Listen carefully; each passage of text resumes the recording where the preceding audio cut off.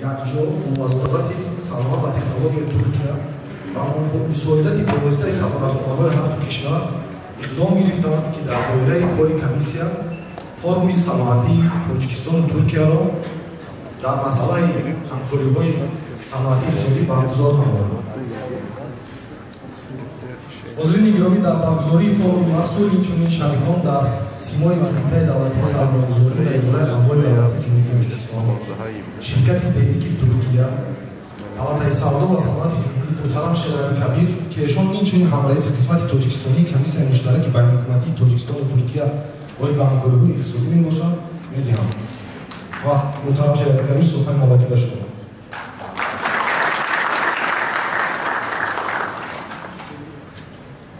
Muhtaram Canob-i Mustafaoğlan, xonumon va janobon, pesh az hamma tashrifî hayati namandagoni davlatî va sohibkoroni tijoroni Cumhuriyeti Türkiye'ro az nomi Hukumati Cumhuriyeti Tojikiston va vatani mo xayr maqdam budur. Hamçinin hamraisi qismati Tojikistoni Komissiyayi Baynulhukumati Tojikistonu Türkiye oid ba hamkoriҳои iqtisodӣ va баробарони давлати Туркия ва ҳайати намояндагони ҷумҳурии Туркия ва тиҷорони туркӣ миннатдорӣ баён менамоем, ки ҷиҳати рушд додани ҳамкориҳои мутақобилан сӯзманд ба Тоҷикистон ташриф овардаанд. боварӣ комил дорам, ки форуми имрӯза ва охириҳое, ки то имрӯз баргузор гардиданд, ба рушди ҳамкориҳо дар соҳаи мухталифи иқтисодиёти ду давлати дӯст ва бародар такони ҷиддӣ мебахшанд. муносибатҳои тиҷоратии иқтисодӣ байни Тоҷикистон ва Туркия рӯ ба инкишоф дошта, имрӯз Туркия дар байни шарикони тиҷоратии Тоҷикистон мақоми намоён дорад. ба мақсади рушди ҳамкориҳои дуҷониба, муваффақиятҳои роҳбарияти олии ду кишвар, алахусус вохирии дуҷонибаи президенти Ҷумҳурии Тоҷикистон муҳтарам Эмомалӣ Раҳмон ва президенти Ҷумҳурии Туркия муҳтарам Раҷеб Таyyip Эрдоган дар давоми солҳои 19-20 баён гардида шуда буд, дар мадди аввал қарор дода шудааст. оид ба афзоиши тиҷорати мутақобила ва васеънамоии номгӯи молҳо байни Ҷумҳурии Тоҷикистон ва Ҷумҳурии Туркия дар доираи муваффақиятҳои қаблии роҳбарияти олии ду кишвар вобаста ба диверсификатсия афзоиши гардиши савдо байни Тоҷикистон ва Туркия ва расонидани он ба $1 миллиард Шtatҳои Муттаҳидаи Америка, барраси таҳияи лоиҳаи харитаи роҳ оид ба афзоиши гардиши савдо байни Тоҷикистон ва Туркия барои солҳои 22-23 ва баргузор намудани нахуст ҷаласаи гурӯҳи кории муштарак ба манфиати ҳар ду кишвар мебошад. Инчунин ман мехостам як масъалаи ҷиддие, ки мо мехоҳем имрӯз дар ҳамраис вазири муҳтарами саноат ва технологияи Туркия инро баррасӣ намоем. пеш аз ҳама, чуноки ки шумо ҳаматон медонед, Тоҷикистон истеҳсолкунандаи пахта ва алюминий мебошад ва дар ин ҷода мо мехостем, ки бо ҳамкорони худ ва бо меҳмонони туркии худ масъалаи созмон додани кластерҳои текстилӣ дар Ҷумҳурии Тоҷикистон ва бо назар доште, ки Ҷумҳурии Тоҷикистон ба наздикӣ ба яке аз шаҳрномаҳо ба Иттиҳоди Аврупо GSP+ ворид мегардад ва ин ба ҳамаи шумо шароит муҳайё месозад, ки маҳсулоти худро бе божои гумрукӣ дар Аврупо фурӯхта тавонед. ин хеле як раванди нав аст ва мо ба шумо ҳаматонро пешкаш менамоем, ки дар созмон додани ширкатҳои истеҳсолкунандае,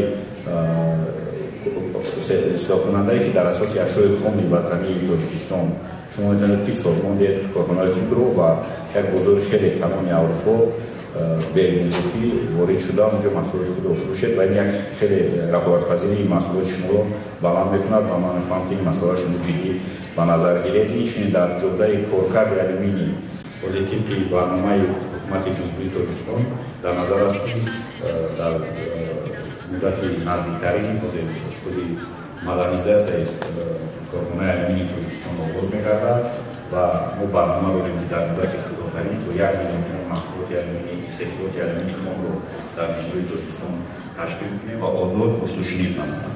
ба диққататон ташаккур.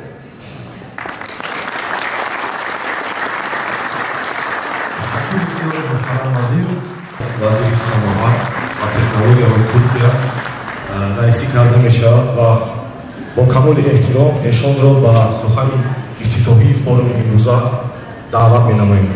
Tacikistan'ın çok değerli Sanayi ve Yeni Teknolojiler Bakanı Şirali Kabir, saygıdeğer misafirler, Türk ve Tacik iş dünyasının çok değerli temsilcileri, hanımefendiler, beyefendiler, Türkiye-Tacikistan Karma Ekonomik Komisyonu vesilesiyle düzenlenen Türkiye-Tacikistan İş Forumu'nda sizlerle bir araya gelmekten, sizlerle istişare fırsatı bulmaktan büyük bir memnuniyet duyuyor. Hepinizi saygıyla, muhabbetle selamlıyorum. Bugün ortak kültür ve değerlerimizden güç alan iki ülkenin temsilcileri olarak ekonomik ve ticari ilişkilerimizi daha da derinleştirmek üzere bir aradayız. Biz Hazreti Mevlana'nın da söylediği gibi sende en iyi ne varsa dostuna onu ver düsturuyla hareket ediyoruz. Ülkelerimizin bilgi birikimini, tecrübelerini dostlarımızla paylaşıyor ve siz müteşebbislerin önünü açmak üzere güç birliği yapıyoruz. Ancak potansiyelimizin hala çok gerisindeyiz. Geçmişte yaklaşık 700 milyon dolarlık bir ticaret hacmini yakalayabilmiştik. Hedefimiz devlet başkanlarımızın da belirlediği şekilde 1 milyar dolarlık ticaret hacmine mümkün olan en kısa sürede ulaşmayı başarabilmek. Bunun için bizler siyasiler olarak, devletler olarak elimizden ne geliyorsa gerekeni yapmaya hazırız. Siz değerli iş insanlarımızın özverili çalışmaları, yeni yatırım ve projeleri inanıyorum ki bu hedefe kolaylıkla ulaşmamızı sağlayacak. Değerli misafirler, Tacikistan jeopolitik konumu dikkate alındığında Orta Asya ticaretinin en önemli güzergahlarından biri olarak görülüyor. Özellikle son yıllarda Tacikistan'ın bölgesel ve küresel ekonomiyle entegrasyonunu arttırmak için attığı adımları da yakından takip ediyoruz. Biz inanıyoruz ki ülkelerimiz arasındaki ilişkilerin gelişmesi demek hem Tacikistan'ın hem de Orta Asya'nın küresel ticaretteki etkinliğinin artması demektir. Bu noktada Karma Ekonomik Komisyon mekanizması, iş forumları ve sürekli olarak düzenlenecek iş konseyi toplantıları büyük bir önem arz ediyor. Yeni işbirliği alanları bularak, karşılıklı yatırımlarımızı arttırarak ekonomik iş ve güç birliğimizi kalıcı hale getirmenin yollarını aramalıyız. Bakınız, Türkiye olarak Tacikistan'a 1300 farklı ürün ihraç ediyoruz. Ancak kurumlarımız, özellikle TİM yaptıkları araştırmada Tacikistan'ın buna ilave olarak 1800 ürünü daha avantajlı şekilde ülkemizden alabileceğini tespit etmiş durumda. Bu açığı fırsata çevirecek olan, bugün burada tesis edecek olan özellikle şirketlerimizin arasındaki işbirlikleridir. Yine Tacikistan'ın sağlık sistemine ve sanayisine yönelik hayata geçirebilecek potansiyel işbirliği fırsatları olduğunu görebiliyoruz.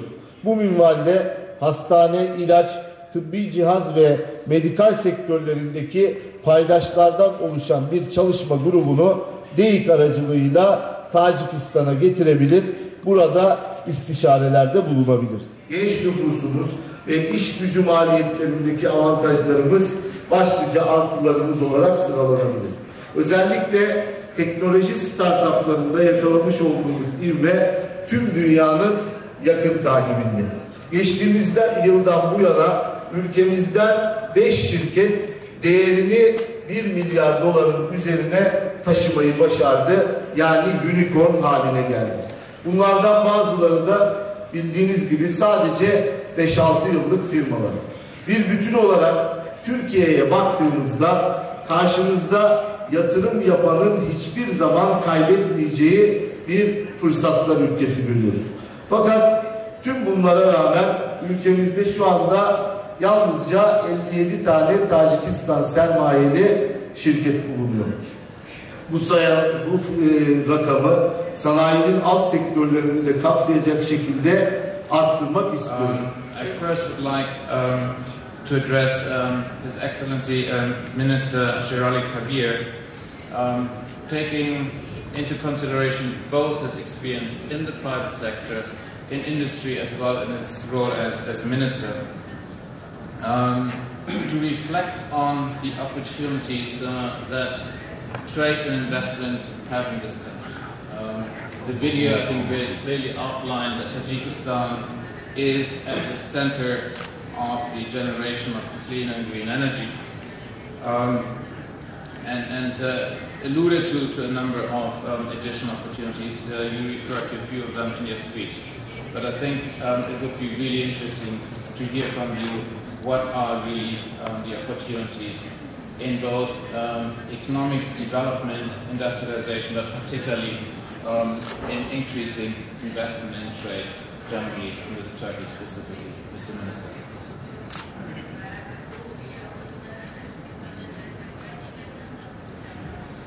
تشکر زیاد.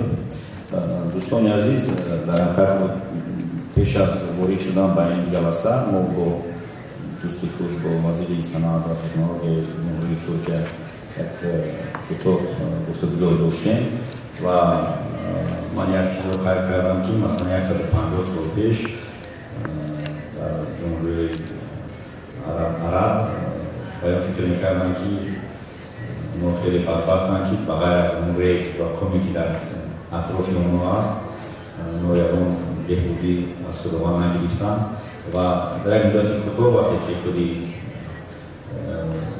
استخراج نفت آغاز شد و اونا از یک بزرگترین دولت‌های جهان مبادر کردن. من هم گفتم که با اون دون حقیقت که 93% جمهوری ترکستان این کوکسار است.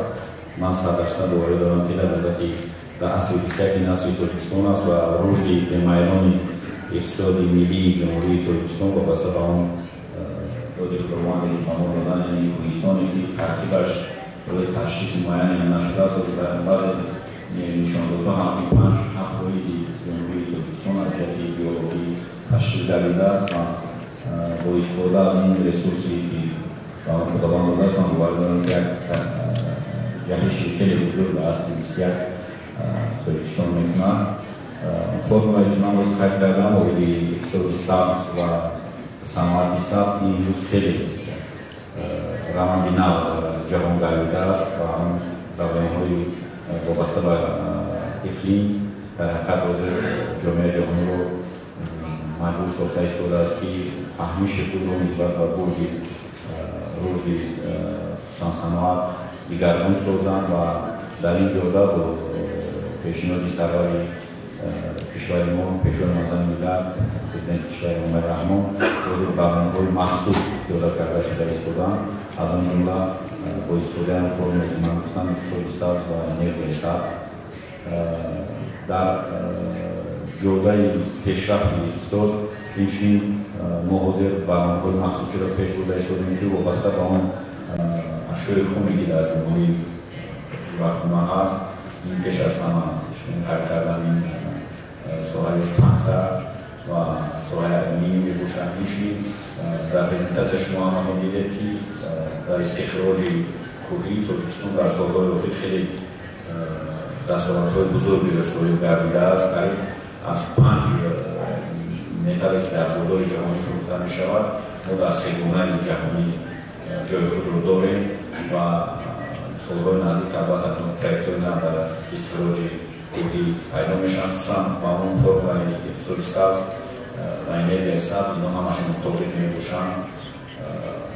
اینشون من باور کامل دارم که با دستگیری به روسیه استراتژی ترکیه میتونیم راههای سمت‌های نوی همکاری‌ها رو دوستان پرزور نماییم، هم در بسته‌بند محصولات خوراکی که وزیر محترم خیال کردن، اینشون در کارکرد علومینیوم و با نظر داشتیم که از سال 23 حکومت جمهوری ترکستان با قرار مخصوص معین کرده است که اشیاء خام پخته از سال 23 همچون اشیاء خام فروخته نمی‌شود و کلاسترهایی که باز در جمهوری ترکستان پیدا کرده‌اند در اینجا هست شرکت کشان‌های نظر اینشون است که کارکرد پخته می‌تواند سطحاً و عموماً صفتاً کلان دیگرگون شود و همچنان‌که که آزین ما در فجلی خود دارم این هم از نشان‌دادهای میانه جمهوری قریب 2 برابر زیاد است.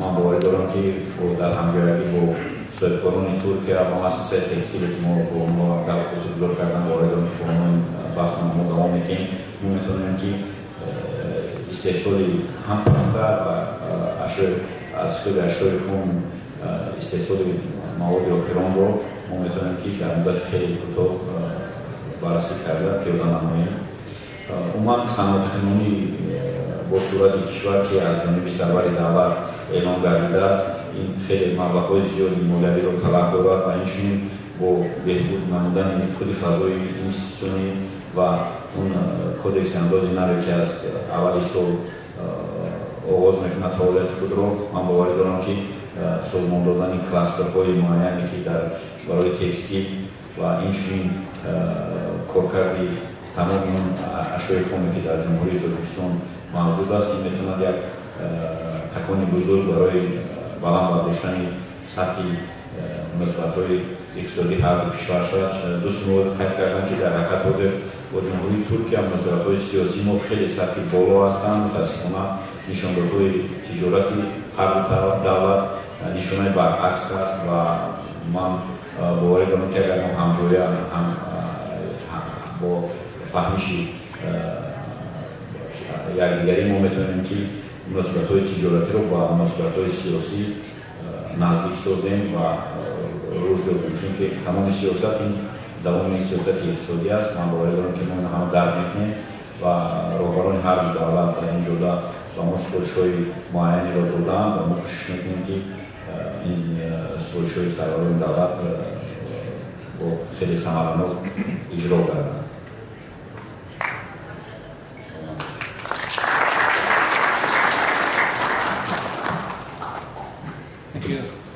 Mr. Minister, in outlining and giving a summary of translating current challenges of these days into a vision for socio-economic development in this country, tapping into the global ambition of decarbonizing industry production, and then clearly green and clean energy being the signal and signature investment that Tajikistan is currently undertaking. You refer to your friend sitting to your left, Minister Barang.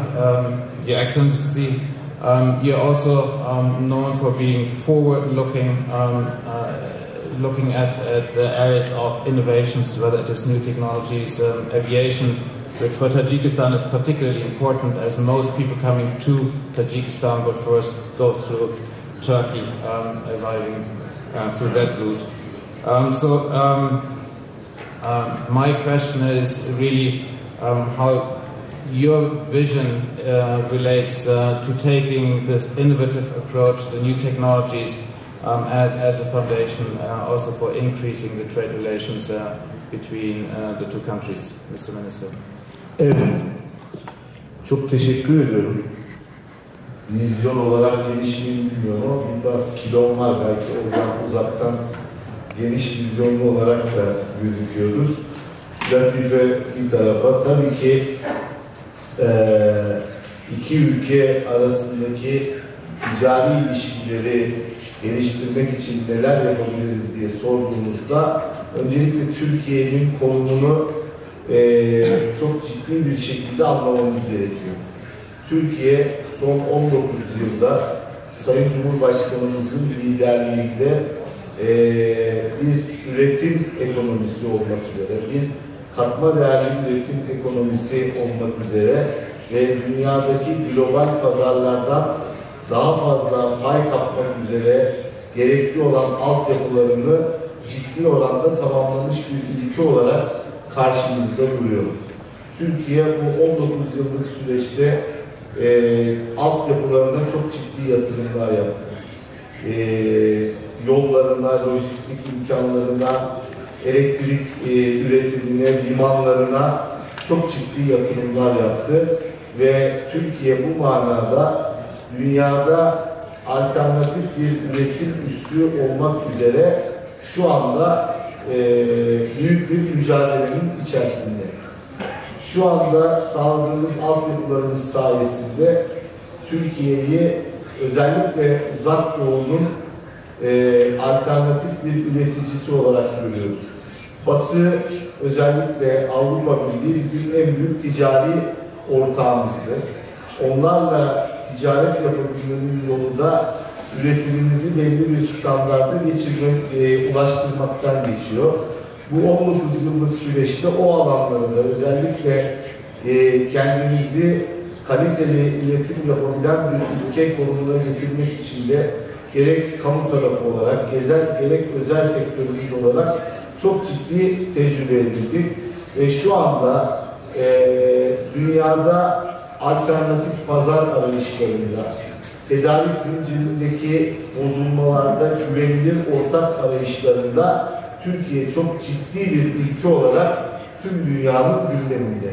Bunu hem iş insanlarımıza, firmalarımıza gelen siparişlerden, daha önce bizi hiç aramayan firmaların bizimle çalışmak istemelerinden anladığımız gibi ihracatta yakaladığımız rakamlardan da görebiliyoruz. İşte daha önce 180 milyar dolar ihracatı görmüştük ama bu sene inşallah 210 milyar dolarlık bir ihracatı yakalayabileceğiz. Ve önümüzdeki dönemde bu trendin aynı şekilde devam edeceğini de görebiliyoruz. Peki 210 milyar dolar ihracatın detaylarına baktığımızda bunun %90'ının sanayi ürünlerinden geldiğini görebiliyoruz. İşte Türkiye özellikle girişimcileriyle, özel sektörüyle birlikte dünyada rekabetçi bir ekonomiyi yakalamış durumda. Bizim Tacikistan'la ilişkilerimizi geliştirmekteki en önemli alanlarımızdan birisi bu üretim bilgisini, bu üretim tecrübesini Tacikistan'a taşımaktan geçiyor. Tacikistan sizin de belirttiğiniz gibi gerek temiz enerjisiyle, gerek ham madde imkanlarıyla gerçekten cazip bir yer ve Türk müteşebbisleri buralarda gelip yatırım yaparak özellikle Tacikistan'ın ulaşabileceği pazarları da dikkate aldığımızda büyük imkanlardan faydalanabilirler ve bu ülkelerimiz arasındaki ikili ticari ve ekonomik ilişkileri de oldukça hızlandırabilir. Tabii üretim tarafının ve genel manada yatırımların bu ülkede Türk müteşebbisler tarafından arttırılabilmesinin yolu da buradaki yatırım ikliminin iyileştirilmesinden geçiyor. Eğer bir ülkede yatırımcı kendini güvenli hissediyorsa, eğer bir ülkenin mevzuatı yatırım yapmaya uygunsa, bir ülkenin teşvik sistemi yatırım yapmaya uygunsa ki bizim Türkiye'de başardığımız bu, işte müteşebbisler o ülkeleri tercih ederler. Burada da biz ikili ticari ilişkilerimizi arttırmak için mevzuat anlamında da tecrübemizi Tacikistan'la paylaşmak istiyoruz. Biz bu 19-20 yıllık dönemde neler başardık? Hangi altyapıları nasıl tesis ettik? Aynı tecrübeyi Tacikistan'a taşıyarak hem bizim müteşebbislerimiz için burayı cazip hale getirmek istiyoruz ama aynı zamanda burayı diğer ülkeler içinde bir yatırım çekebilen ülke haline getirmek istiyoruz. Burada yapabileceğimiz, beraber yapabileceğimiz alanlar var. Müteahhitlik sektöründen bahsetmezsek elbette eksik kalmış olur. Türk müteahhitlik sistemi şu anda dünyanın en gözde sektörlerinden bir tanesi. Avrupa'da, Orta Asya'da, Rusya pazarında, Afrika pazarında dünyanın gıptayla baktığı projeleri bizim müteahhitlik sektörlerimiz çok başarılı bir şekilde yerine getirebiliyorlar. Eğer biz Tacikistan'ın altyapısını ayağa kaldırmaktan bahsediyorsak, burayı ticaret için, üretim için cazip bir ülke haline getirmekten bahsedebiliyorsak, özellikle müteahhitlik sektörümüzle birlikte burada yapabileceğimiz gençleri geleceğin teknolojileriyle tanıştırıp onlarda girişimcilik ruhunu ateşlemeye çalışıyoruz. Ve bu manada da teknoloji tabanlı girişimler çok başarılı işlere imza atabiliyorlar. Daha önce kimsenin aklına gelmeyen fikirler bir fikrin üstüne inşa edilmiş şirketlerle milyar doların üzerine çıkabiliyor. İşte bu tecrübeyi de aslında biz beraberce geliştirebiliriz, paylaşabiliriz. Tacikistan'la bu manada ortak hareket etmek üzere planlamalarımızı yapıyoruz. Bugün görüşmelerini yapacağız. Bu KOSGEB, Türkiye'de küçük ve orta ölçekli işletmeleri destekleme kuruluşumuzla Tacikistan'daki muadiliyle bir ortak fon oluşturmak istiyoruz. Bu fonlar üzerinden startupları, yeni girişimleri filizlendirip, biraz daha geliştirip bunları nasıl dünyaya açabiliriz, yeni ekonomiye bunları nasıl kazandırabiliriz, bununla ilgili planlamalarımız var. Dolayısıyla tüm bu alanlar ilişkilerimizi geliştirmek için cazip alanlar. Bunların bir kısmı zaten global arenada oyuncu olmak istiyorsanız yapmanız gereken işler. Bu manada da biz Tacikistan'la hem bilgi ve tecrübe paylaşımı hem de ortak hareket etme, beraberce yatırım yapma açısından her türlü fikre, her türlü girişime de açığız. Bunları da inşallah geliştireceğiz. Ben buna yürekten inanıyorum. Thank you very much, Mr. Baran.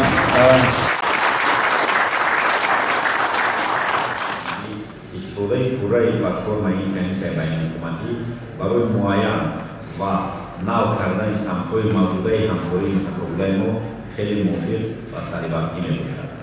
دوستی گرامی، با مقصد معاین نمودن سمت‌های اساسی رشد اقتصادی ملی در اساس هدف‌های رشد هزارساله کشور ما استراتژی ملی رشد جمهوری تاجیکستان را برای دوره تا سال 2030 قبول کرده که هدف استراتژی و افزایش‌یابی رشد آن را ifade می‌کند.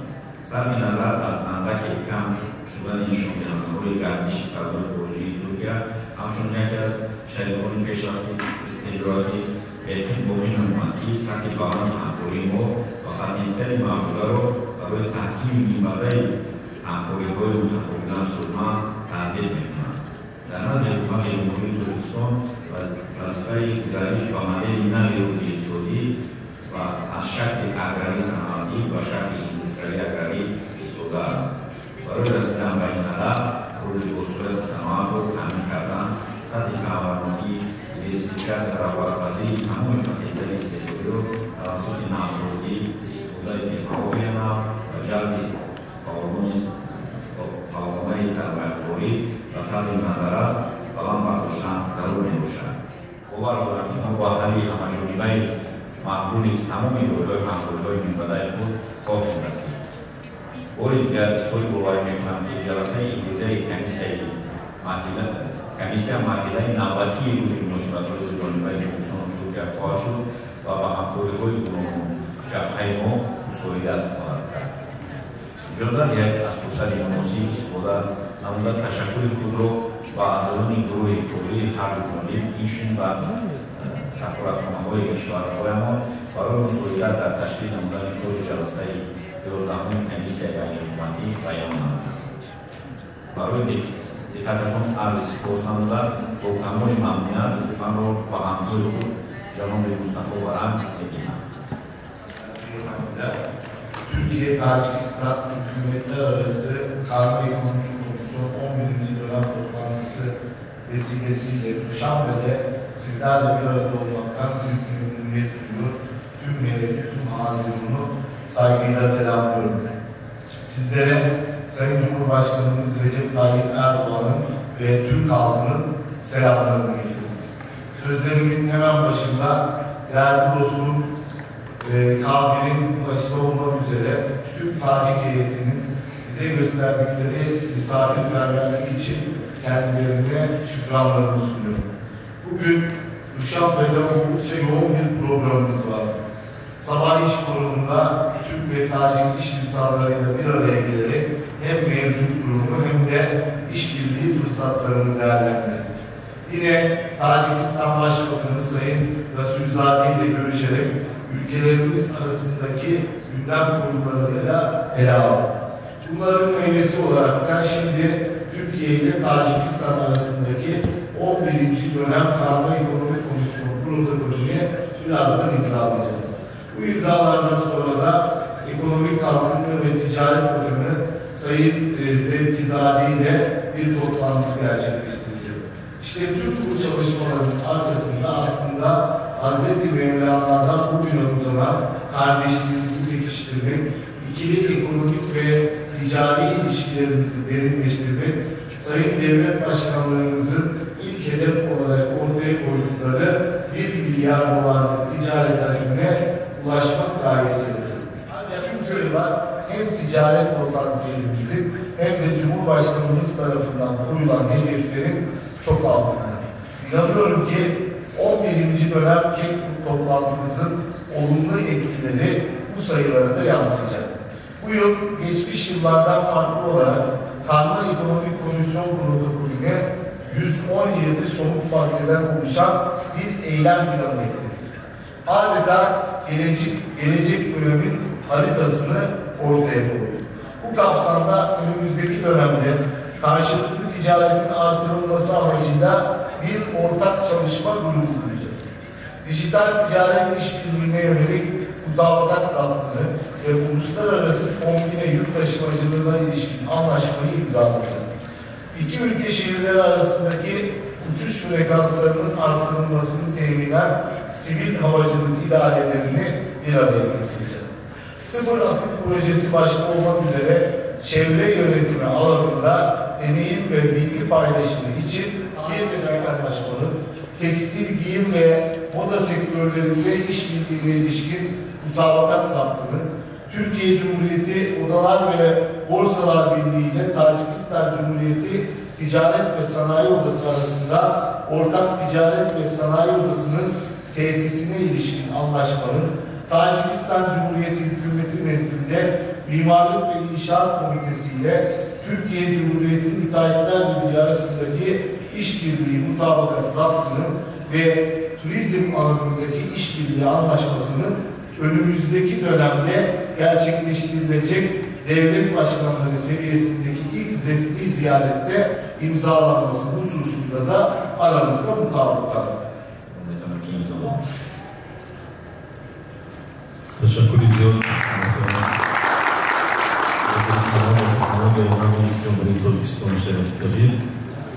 برای پایان‌رسانی پروتکل جلسه 11 کمیسیون بین حکومت جمهوری ازبکستان و جمهوری ترکیه اوید به همکاری‌های اقتصادی وزیر صنعت و تکنولوژی‌های نو جمهوری ازبکستان محترم شریف کبیر و وزیر صنعت و تکنولوژی‌های ترکیه محترم مصطفی بران دعوت کرده شد.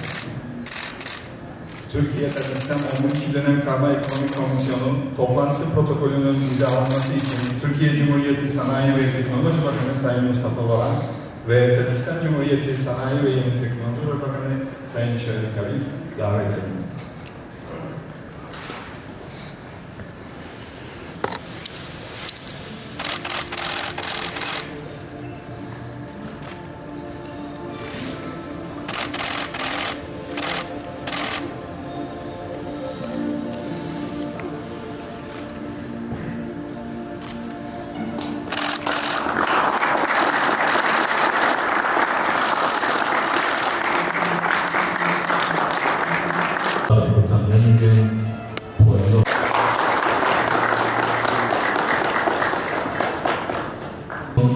محترم تولیزاده سعدی و کسگری جمهوری ترکیه محترم حسن Basipur davet کرده شد.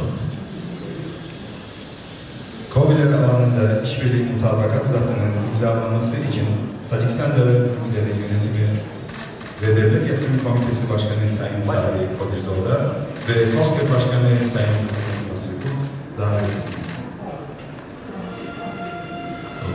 در 30 سال استقلالی جمهوری محترم مومن رحمان پیشوای ملت تاجیکستان و رجب طیب اردوغان رشد و تحکیم یافته امروز جمهوری تاجیکستان در منطقه آسیا مرکزی یکی از کشورهای استراتژیک محسوب شود.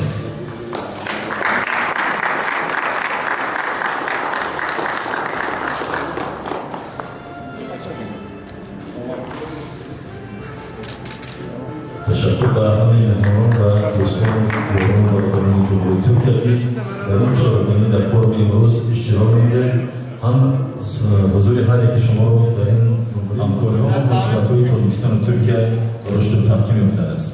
بار دیگر تشکر خود را با مصطفی ورن، وزیر صنعت و تکنولوژی جمهوری ترکیه و وزیر صنعت و تکنولوژی نوین جمهوری تاجیکستان در تاجیکستان محترم شیرانی کبیر می‌رسانیم. پاینده با مناسبت‌های تاجیکستان و ترکیه. Long cooperation between Tajikistan and Turkey.